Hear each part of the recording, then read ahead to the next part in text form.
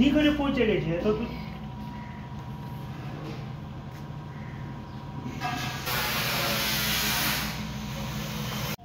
नमस्कार।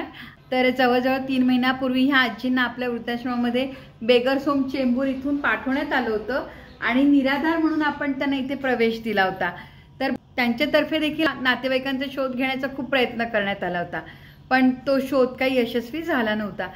आपण खूप प्रयत्न केले आणि त्यांची छोट्या छोट्या गोष्टींवरनं क्लू मिळाला आम्हाला आणि आम्ही त्यांच्या वेस्ट बेंगॉलला पोलीस डिपार्टमेंटशी संपर्क साधला आणि तिथे आम्ही आजींसंदर्भात माहिती कळवली। तिकडच्या पोलिसांनी आम्हाला खूप मोठे सहकार्य केलं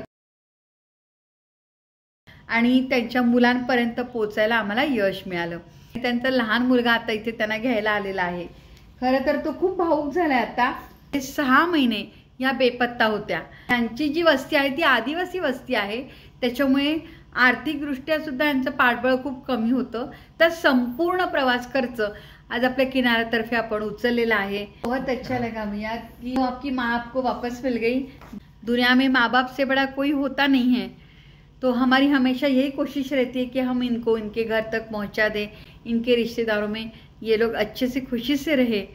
आम्ही आमचे प्रयत्न सोडले नाही आणि शेवटी आपल्याला यश मिळालंच आणि त्यांच्या घरामध्ये खूप आनंदाचं वातावरण आहे की आता आई त्यांच्या घरी परत जाणार आहे।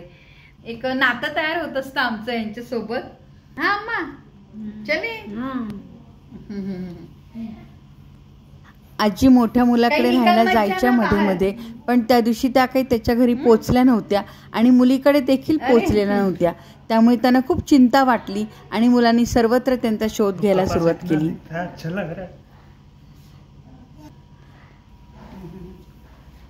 अरे मेरे आजींचा 2000 किलोमीटरचा आता 2 दिवसाचा प्रवास आहे, त्याच्यामुळे आपण त्यांना आपलं घरगुती असं जेवण आता सोबत देत आहोत। लोणचं आहे, मसाले भात, भाजी, आता बनवलेलं जेवण आपण त्यांना आता देतोय। ब्लँकेट देतोय त्यांना आणि त्यांच्या मुलासाठी आपण हे नवीन टी शर्ट स्वेटर आता त्यांना प्रवासामध्ये आपण देतोय। फ्रूट ज्यूसची पाकिट आहे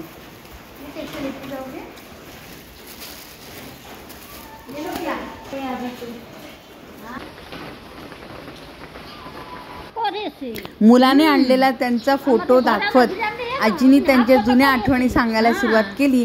अर्थात ती भाषा आम्हाला काहीही समजत नव्हती, पण त्यांच्या चेहऱ्यावर मात्र खूप आनंद होता।